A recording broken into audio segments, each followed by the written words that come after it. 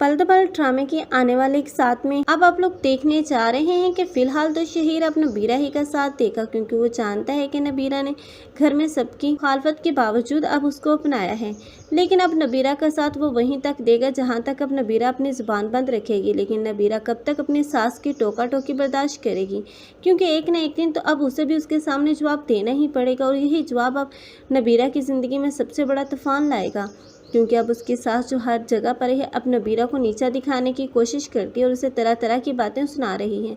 लेकिन नबीरा ये सब कुछ शहीर की वजह से बर्दाश्त कर रही थी। अब शहीर का रवैया जब नबीरा उसकी जॉब को लेकर, तो दूसरी तरफ नबीरा है अब वो भी तंग आ जाएगी और उकता जाएगी इस सारे माहौल से। तब उसे मजबूरन ही अब शहीर के सामने आवाज़ उठाने ही पड़ेगी और शहीर के साथ साथ अब वो उसकी माँ के साथ भी बदतमीज़ी करती हुई नजर आएगी।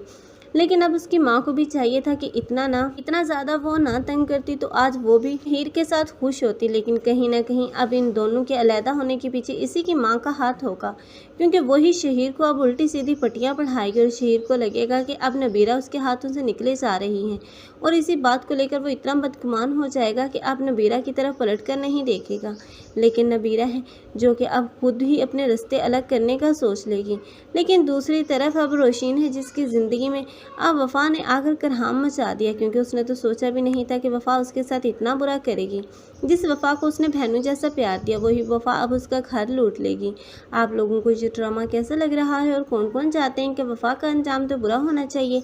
कमेंट सेक्शन में अपनी कीमती राय का इज़हार लाज़मी करें। मज़ीद ऐसी वीडियोज़ के लिए हमारे चैनल को लाजमी सब्सक्राइब कर लें।